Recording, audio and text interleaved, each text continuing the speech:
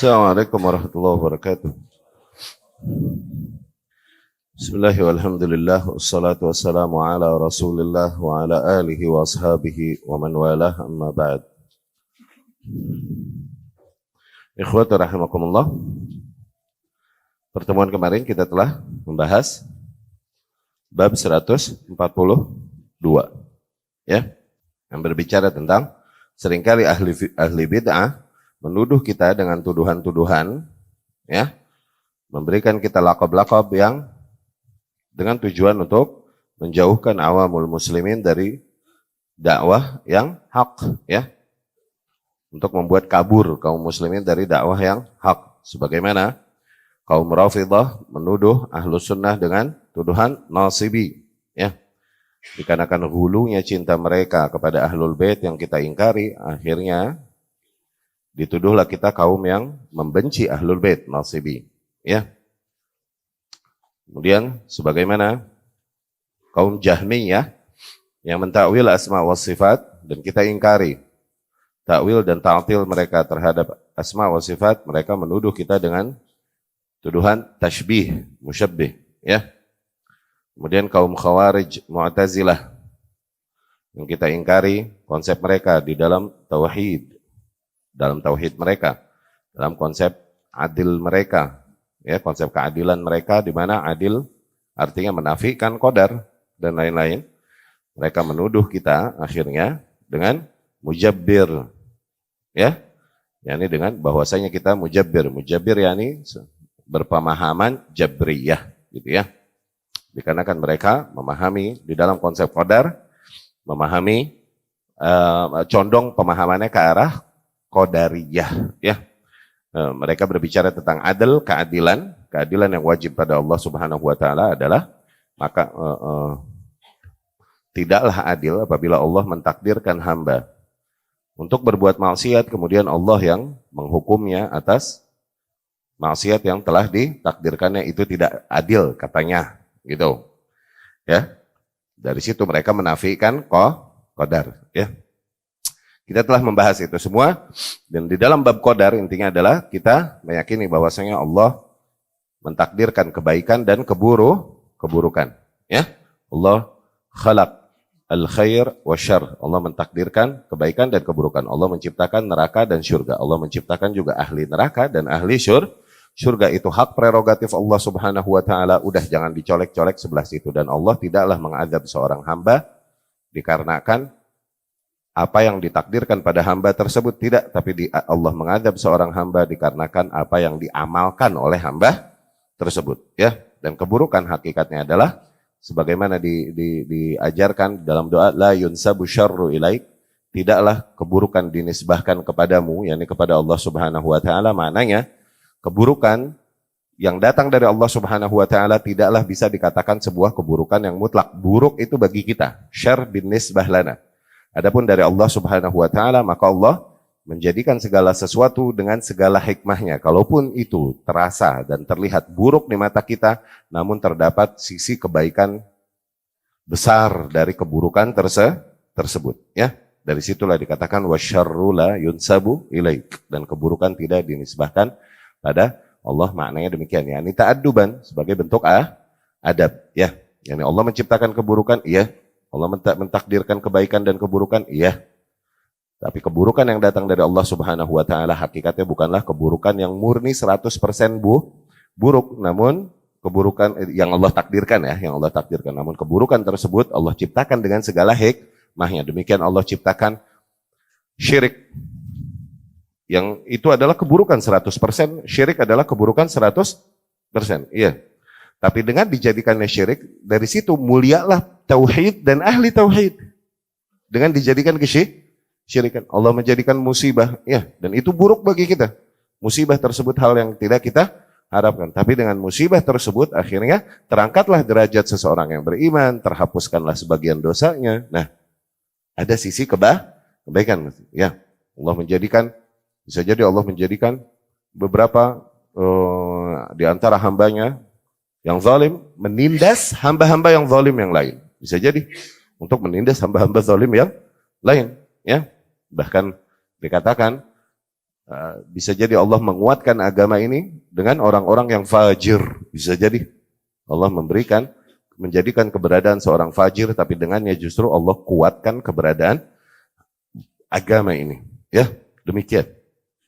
Yang kita yakini Allah Subhanahu wa taala ciptakan kebaikan dan keburukan. Ya, sebagaimana kita yakini dari kecil beriman kepada qadar yang baik dan yang buruk. Ya.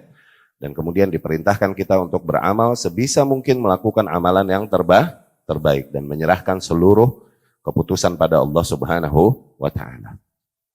Itu jelas insyaallah ya. Udah berulang-ulang kita jelaskan hal itu. Bab selanjutnya 143 ya.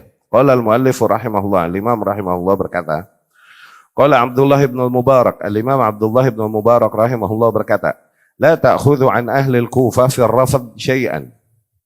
Janganlah kalian mengambil dari ahlul Kufah pemahaman Rafidah sedikit pun. Ya. Wala an ahli Syam fi sayf syai'an. Dan janganlah kalian mengambil dari ahlus Syam pemahaman tentang pedang sedikit pun. Ya. Wala an ahli Basrah fil qadar syai'an. Dan janganlah kalian mengambil pemahaman dari ahli Basrah sedikit pun tentang qadar. Wala an ahli Khurasan fil irja syai'an. Dan janganlah kalian mengambil pemahaman tentang irja sedikit pun dari ahlu Khurasan. Wala an ahli Makkah fil sarf syai'an. Dan janganlah kalian mengambil fikih tentang sarf sedikit pun dari ahli Makkah. Sarf yakni tentang menukar uang. Ya. Wala an ahlil Madinah fil ghina. Jangan kalian mengambil fikih tentang hukum musik sedikit pun dari ahlil Madinah. Wala ta'khudhu anhum fi hadhil asya syai'an. Jangan kalian ambil dari mereka sedikit pun tentang hal-hal ini. Ya. Tayyib. Bab ini berbicara tentang agar kita berhati-hati mengambil ilmu. Agar kita berhati-hati di dalam mengambil ilmu. Cari orang cari sumber-sumber keilmuan yang paling objektif sebisa mungkin. Cari sumber-sumber keilmuan yang paling objektif, yang paling netral sebisa mungkin. Ya, yang tidak ada kecondongan. Zain, misalnya di dalam hal ini adalah di masyarakat Kufah, oke? Pemahaman Rafidah itu begitu kental di antara masyarakat Kufah karena disitulah Ali radhiyallahu anhu mendirikan kuasanya, khilafahnya di situ pada saat itu. Ya, di Kufah ini akhirnya terdapatlah pemahaman Rafidah begitu kental, kecondongan para masyarakat umum, ghulu di dalam menta'zim ahlul bait begitu kental. Maka di dalam bab menta'zim ahlul bait, jangan kalian ambil bab itu, ilmu tentang hal tersebut, dari ahli Kufah sedikit pun. Karena apa? Mereka punya kecondongan berlebihan dalam hal tersebut. Ghulu dalam bab tersebut. Akhirnya condong ke Rafidah. Tuh maksudnya begitu. Maksudnya kalaupun mau mengambil ilmu tentang ta'zim ahlul bait, mengagungkan, mencintai ahlul bait, kalau bisa dari selain masyarakatku, Kufah, karena di Kufah rada condong berlebihan di dalam menta'zim ahlul bait sampai titik Rafidah. Itu maksudnya supaya kita netral di dalam mengambil ilmu dari orang-orang, dari sumber-sumber ilmu kalau bisa yang paling objektif sebisa mungkin. Maksudnya begitu. Di penduduk Syam terkenal dengan pedang, yakni dinasti Umayyah. Dinasti Umayyah akhirnya berjalan di dalam sejarah Islam, berjalan terutama di masanya Hajjaj ibn Yusuf. Rahimahullah, Allah ya'fu anhu, semoga Allah merahmatinya dan memaafkan ya. Akhirnya mereka lebih bermudah-mudah dalam menumpahkan darah orang. Itu. Saif yakni qatl. Saif yakni qatl. Oke? Nah, tentang bab itu jangan ngambil dari ahli Syam deh, hati-hati gitu. Kata Al-Imam rahimahullah. Maksudnya gitu. Karena mereka rada berlebihan di dalam, rada bermudah-mudahan di dalam menumpahkan darah seorang muslim gitu ya. Wala an ahli Basrah fil qadar syai'an. Nah, di Qadariyah muncul awal-awal itu di penduduk Basrah. Oke? Gengnya Ma'bad al-Juhani itu sebagaimana di hadis muqaddimah hadis Jibril alaihi salam, kisahnya Yahya bin Ya'mur rahimahullah sama Abdurrahman bin Humaid bin Abdurrahman Al-Himyari rahimahumullah. Itu awal man qala fil qadar fil Basrah Ma'bad al-Juhani. Tuh, yang pertama munculnya tuh di Basrah dibawa oleh si Ma'bad al-Juhani ini, pemikiran ini, dan kemudian ngetren di Basrah. Maka mazhab tentang mengimani dan konsep mengimani qadar, hati-hati deh kalau ngambil mazhab tersebut dari penduduk Basrah, soalnya di Basrah mah terkenal penyimpangan hal itu, gitu. Maksudnya mah, paham ya? Dan jangan kalian mengambil dari penduduk Khurasan dalam faham irja, yakni sisi irja, sisi antara menempatkan antara iman dan amal, ya. Di mana Ahlus Sunnah meyakini al-iman qaulun wa i'tiqad wa amal. Iman adalah keyakinan, ucapan dan amalan. Kita nggak memisahkan antara keimanan dengan amalan. Muncul bid'ah murji'ah itu di Khurasan, di mana mereka memisahkan antara keimanan dengan amalan. Kaum yang dibilang irja, kaum yang dibilang murji'ah itu. Mereka berkata bahwasanya seseorang kalau udah beriman kepada Allah Subhanahu wa taala, maka mereka mau melakukan dosa seperti apapun, maka tak lagi tercatat dosa ke atas mereka dan dijamin ke atas mereka surga karena mereka telah beriman kepada Allah Subhanahu wa taala. Ya, sebagaimana katanya hujahnya kalau orang kafir, mereka mau berbuat amal soleh sedikit sebanyak apapun, tercatat amal soleh gak? Tidak. Demikianlah seorang muslim. Kalau dia udah Islam, maka berbuat dosa sebesar apapun tidak tercatat. Syubhatnya itu tuh. Akhirnya menyamakanlah para kaum muslimin di satu level keimanan. Samalah keimanannya Abu Bakar, Umar, dan lain-lain. Dengan level keimanan ya kaum muslimin serendah-rendahnya iman mereka. Ya, nggak ada levelnya. Kemudian juga dengan itu akhirnya kita mengatakan keislamannya Fir'aun. Karena Fir'aun bagaimanapun mengakui Tuhannya Musa alaihi salam. Bahaya kalau begitu. Ya, nah ntar dari murji'ah ini ada kelompok lagi yang hulu, namanya kelompok karamiyah dari Abdullah ibn Karam. Abdullah wala Muhammad ibn Karam. Abdullah ibn Karam ini bukan, yang lain bilang yang penting dia syahadat, asyhadu an la ilaha illallah wa asyhadu anna Muhammadar Rasulullah, maka dia udah beriman, dia ahli surga. Udah, begitu. Nah kalau karamiyah lebih hulu lagi, udah yang penting hatinya meyakini kalaupun lidahnya tidak mengucapkan. Ya, itu mazhab murji'ah ya. Mazhab murji'ah itu di situ dan itu muncul awal bid'ahnya di Khurasan. Nah, sekarang muncullah yang dibilang irja al-asri murji'ah modern. Murji'ah modern syubhatnya lebih tipis lagi, lebih tipis. Mereka mengatakan dengan lidahnya mereka mengatakan iman qaulun amal wa i'tiqad. Mereka mengatakan itu. Tapi di dalam penerapannya mereka bermain-main dan kemudian memisahkan seolah-olah antara iman dengan amalan.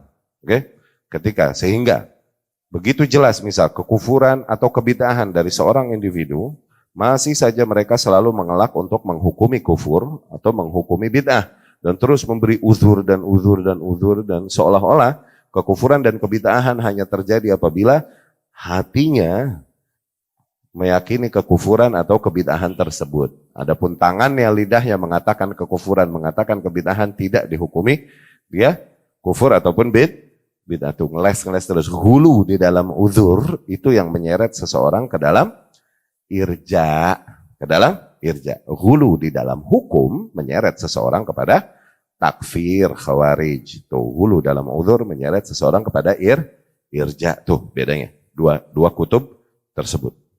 Ya, itulah yang dibilang murji'ah modernnya. Ini lebih tipis syubhatnya, mereka seolah-olah mengangkat panji yang diangkat Ahlus Sunnah bahwasanya iman qaulun wa amal, ya, atau qaulun wa amal wa i'tiqad, gitu. Tapi namun mereka setelah itu bermain-main, ya, yatala'abuna ba'da dzalik, main-main setelah itu. Wala an ahli Makkah fi sarf syai'an. Ada hukum sarrafah, nanti kalian pelajarilah, ya. Hukum sarrafah ini money changer. Money changer. Tukar uang. Oke? Nah, ini ada kekeliruan fikih yang diyakini oleh para penduduk Mekah. Oke? Nah, Anda nggak mau masuk dalam-dalam ke bab fikih yang jelas. Sarrafah, hukum money changer itu boleh biijma' ulama, disepakati oleh para ulama, boleh. Yani seorang muslim pergi ke negeri muslim yang lain misalnya, dan dia nggak punya uang sono, dia tukar uang yang ada dengan uang sono, tuh itu boleh. Boleh apabila terpenuhi syarat-syaratnya, seperti halan, oke? Yani langsung terima duit sama duit dan lain-lain, syarat-syarat sebagaimana yang disebut di bab fikih. Nah di Mekah ini ada pendapat yang berbeda tentang hukum sarf. Nah akhirnya Syekh bilang begini, dan Syekh Saleh Fauzan sendiri nggak menjelaskan kasusnya gimana di penduduk Makkah, ya. Wala an ahlil Madinah fil ghina. Jangan kau ambil fikih tentang musik dari penduduk Madinah. Tuh. Berarti di penduduk Madinah rada ngetren pendapat tentang musik yang rada berbeda dengan umumnya ahlus sunnah yang condong mengharamkan musik. Nah, di mana itu? Di Madinah. Tuh. Ayo. Nah, tapi nggak dijelaskan dengan dalam oleh Syekh Saleh Al-Fauzan. Hafizahullah. Wala ta'khudhu anhum fi hadhil asya. Yani maksudnya batasan-batasan demikian diberikan oleh Al-Imam rahimahullah, oleh Imam Al-Barbahari rahimahullah, maksudnya agar seorang muslim mengambil ilmu dari sumber-sumber yang paling objektif. Sumber-sumber yang paling objektif. Jangan ada muyul, jangan ada kecondongan. Oke? Jangan ada kecondongan pada sumber tersebut yang kita ambil dari, jangan ada kecondongan kepada sebuah kekeliruan, baik kekeliruan di dalam akidah atau kekeliruan di dalam bab-bab fikih yang sifatnya menentang apa yang umum berjalan pada umat Islam, gitu, yang disepakati umat Islam secara keseluruhan. Baik, kita baca syarah dari Syekh Saleh Al-Fauzan. Ketika berbicara tentang Kufah, Syekh Hafizahullah berkata, "Li'anna ghalib Syiah innama nasha'u minal Kufah." Dikarenakan umumnya kelompok Syiah itu berangkatnya, tumbuhnya dari Kufah. Fala ta'khudhu anhum min madhhabihim syai'an. Maka jangan kalian mengambil sama sekali pola fikir mereka tentang hal tersebut. Min ta'nihim fis sahabah, ya. Selain dari kasus yang hulu di dalam menta'zim ahlul bait, juga jangan ambil pemahaman tentang celaan para sahabat dari para penduduk Kufah. Karena mereka ada kecondongan ke situ sebagaimana madhab Rafidhah, suka mencela para sahabat. Bahkan mereka mengatakan bahwa para sahabat Rasul sallallahu alaihi wasallam kafaru, telah kafir. Oke, bikhilaf sab'ah.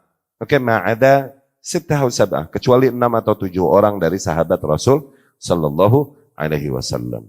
Ya. Wa ghuluwihim fi ahlul bait, dan karena hulunya mereka di dalam mengagungkan ahlul bait. Ya.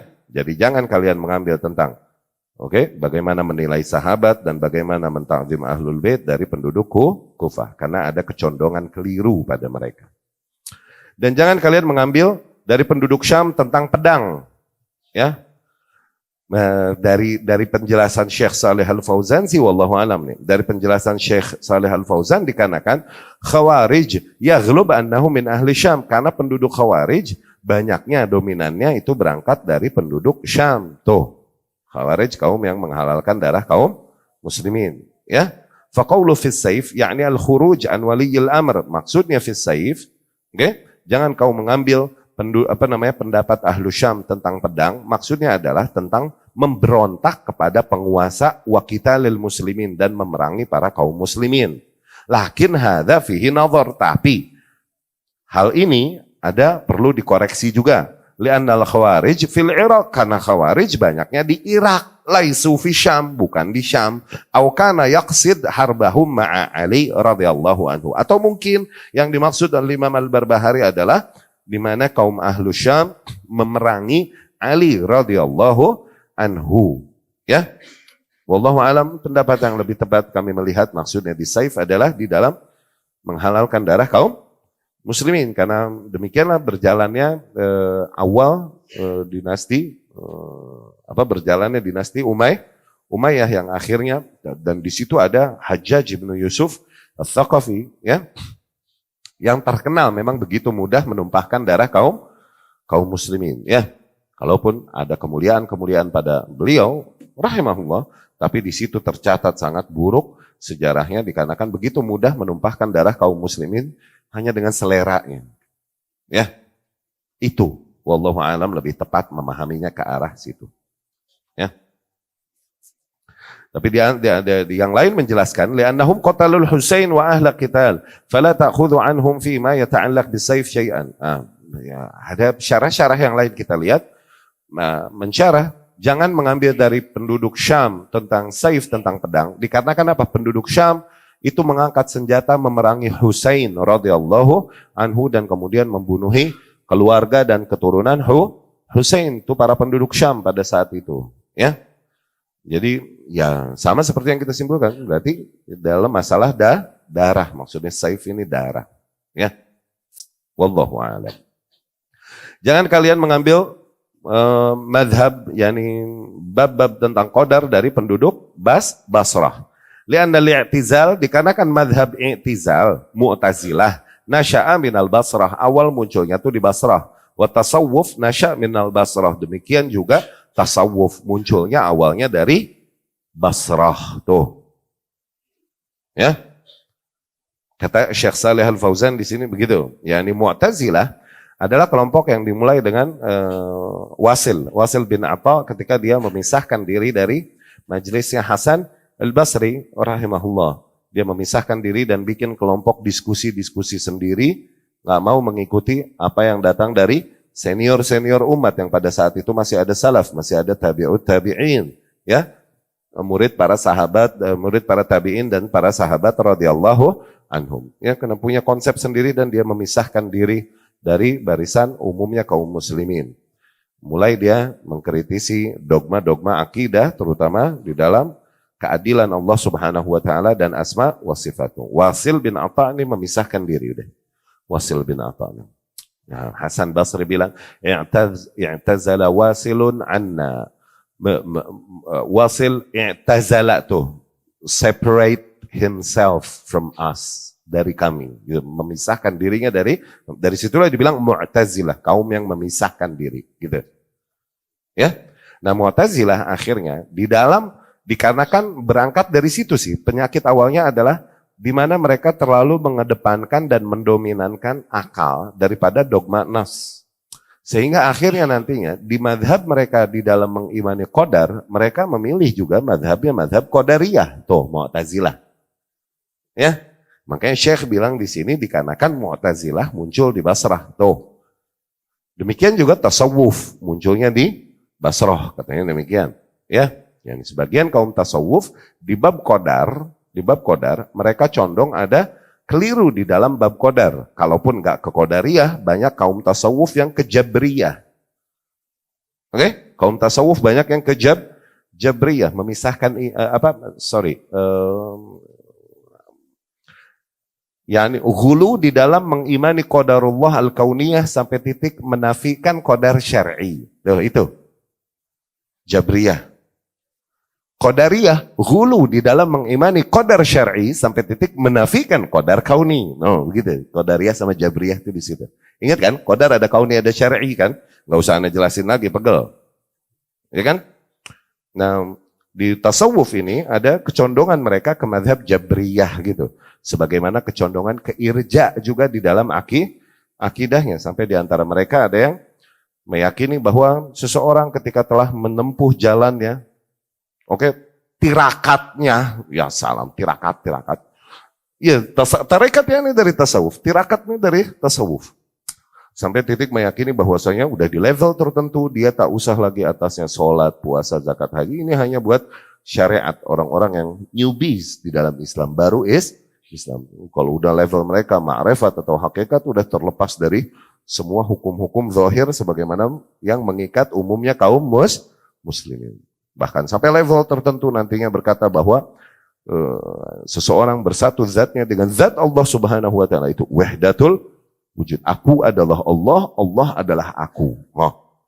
Maka apalagi yang wajib atasku, apalagi yang haram atasku. Tahu begitu. Ya.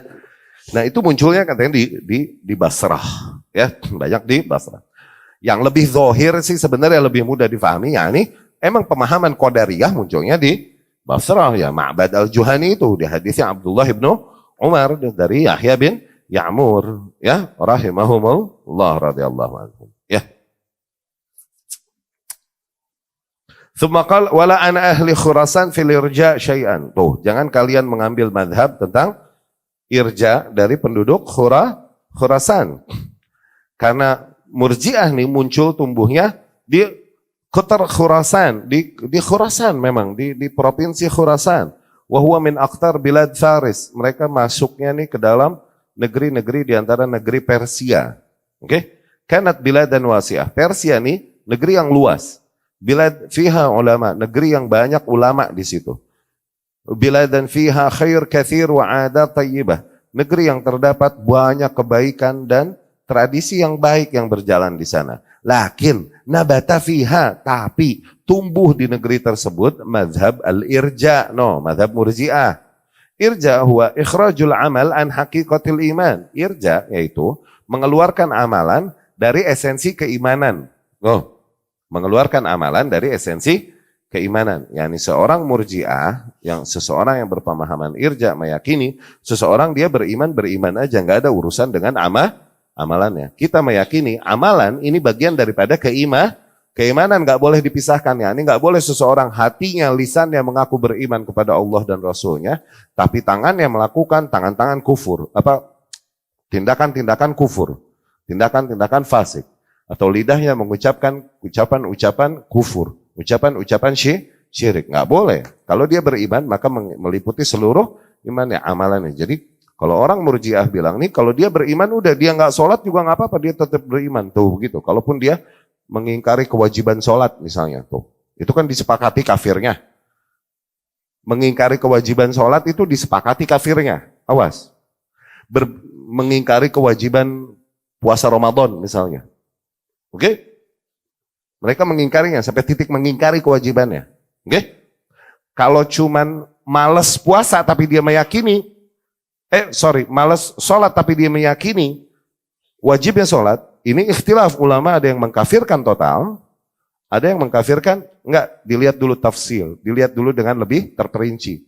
Dia meninggalkan sholatnya ini karena apa? Emang karena malas tapi mengakui kewajibannya, atau emang mengingkari kewajiban sholat. Kalau mengingkari kewajiban sholat, oke, fix, kafir. Tuh. Ya kan? Dan Allah pun menamai sholat yang merupakan amalan dengan nama iman. Allah menamai, innallaha la yudhi'u imanakum. Tuh, Allah tidak akan menyia-nyiakan iman kalian. Iman di situ maksudnya sholat kalian.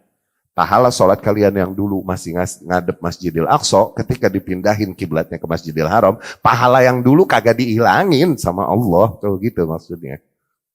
Imanakum sholatakum yakni. Ya. Nah, Murji'ah ini muncul di Khurasan. Ya. Yaqulun, para kaum Murji'ah berkata, al-iman la yadkhulu fihi al-amal. Urusan keyakinan hati itu enggak ada urusannya dengan amalan, katanya. Maka seorang mukmin, seseorang yang beriman, kalaupun dia tidak beramal soleh sama sekali, selama hatinya mengimani Allah dan Rasulnya, maka dia beriman. Katanya begitu. Kalaupun enggak sholat, enggak zakat, dan melakukan semua bentuk kemungkaran. Di antara mereka ada yang berkata, musaddiqun biqalbi, ya minimal meyakini hatinya, wa natiq bilisani, dan lidahnya mengucapkan deh, syahadu an la ilaha illallah, syahadu anna Muhammadar Rasulullah, minimal. Tapi yang hulu sampai bilang, enggak, yang penting hatinya meyakini, lisannya enggak usah mengatakan, enggak, itu karamiyah yang tadi kita katakan, ya. Hatta law lam yusaddiq biqalbi, madam ya'rif mujarrad ma'rifah, ada lagi yang lebih hulu jal. Kalaupun hatinya tidak meyakini, tapi minimal dia tahu aja, dia tahu bahwasanya alam semesta ini diciptakan oleh satu zat yang maha berkuasa. Tuh minimal dia tahu itu aja. Fahuwa mu'min, maka dia terhitung beriman. Tuh. Padahal hatinya belum mengimani, dan kemudian lidahnya pun belum mengikrarkan keimanan, fisiknya pun belum melakukan konsekuensi keimanan dari sholat, zakat, puasa, dan lain-lain. Parah gak? Ya. Itu madhab irja. Ya. Wal amal la yadkhulu fil iman inda jami' firaq al-murji'ah. Pokoknya amalan tidak termasuk ke dalam hakikat keimanan. Demikian diyakini seluruh firqah yang ada pada murji'ah. Al-insan mu'min indahum. Pokoknya setiap manusia itu beriman bagi mereka walau lam ya'mal. Kalaupun mereka tidak beramal soleh. Demikianlah madhab murji'ah. Wa hadha madhabun batil. Madhab demikian madhab batil. Li'annal iman, dikarenakan keimanan, qaulun bil lisan wa i'tiqadun bil qalb wa amalun bil jawarih. Mencakup ucapan dengan lidah, meyakini dengan hati, dan mengamalkan dengan fisik. Ma yatakawwanul iman illa min hadhil umur ats-tsalatsah. Iman tidaklah terbentuk, terdiri, kecuali dari 3 unsur ini.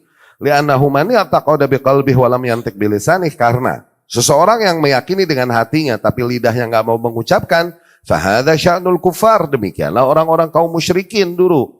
Yani mereka yang menghadapi Rasulullah sallallahu alaihi wasallam, mereka mengimani Allah Subhanahu wa taala tapi nggak mau bersyahadat. Itu doang kan? Kalau misalnya kita pakai mazhab Murji'ah, hakikatnya ngapain Rasul mengingkari kaum musyrikin pada zamannya? Toh mereka mengimani Allah juga pada dasarnya. Tuh. Ayo, cenah. Li'annahum ya'rifuna sidqar Rasul. Mereka pun mengetahui kaum musyrikin itu mengetahui kejujuran Rasul sallallahu alaihi wasallam. Demikian kaum Yahudi dan Nasrani juga mengetahui, meyakini jujurnya Rasulullah sallallahu alaihi wasallam. Tapi mereka terhitung kafir, tidak terhitung beriman. Ya kan? Kalaupun mereka telah mengetahui hal tersebut, bahkan hatinya pun meyakininya. Kenapa mereka masih terhitung kafir dan tidak beriman? Karena lidahnya tidak mau menegaskan keimanannya. Lidahnya kagak mau syahadat. No. Ya, nggak mau bilang syahadu an la ilaha illallah wa syahadu anna Muhammadan.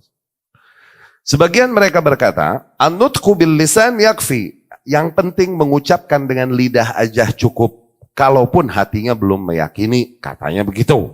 Fayalzam ala hadza. Nah, kalau begitu, berarti artinya para kaum munafikin itu adalah orang-orang yang beriman benar. Kan toh lidahnya bersyahadat. Kaum munafikin yang ada dan merusak kaum muslimin mulai di Madinah itu, oke? Abdullah bin Ubay bin Salul, Abdullah bin Saba, ya, dan lain-lain. Itu mereka lidahnya bersyahadat dan fisiknya juga ikutan sholat bersama kaum muslimin, ikutan zakat sama kaum muslimin, tapi terhitung munafik, terhitung kafir.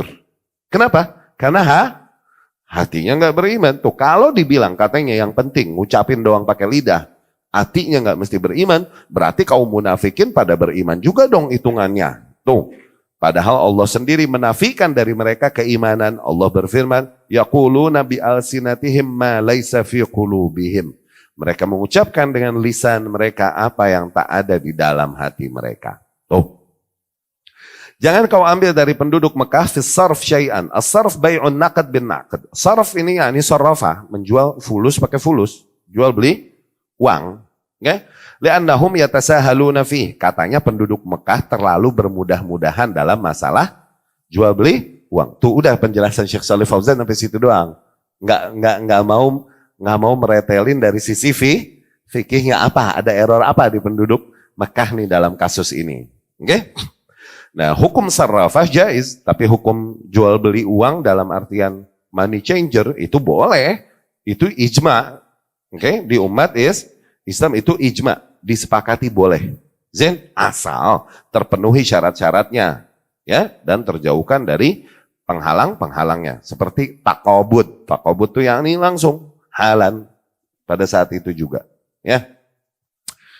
Dan kemudian jangan kau ambil dari penduduk Madinah dalam hukum musik. Li'anna minhum, karena kata Syekh Shalih Fauzan, dikarenakan di antara penduduk Madinah man yubihul ghina, banyak orang yang memubahkan musik. No.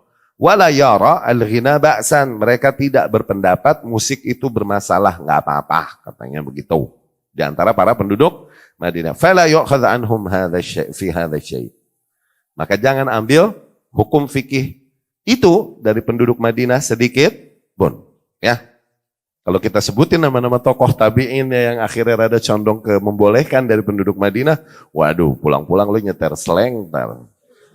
Nyetel Megadeth ntar lo bro, bahaya bro, jangan bro. Jangan bro. Udah cukup. Cukup udah.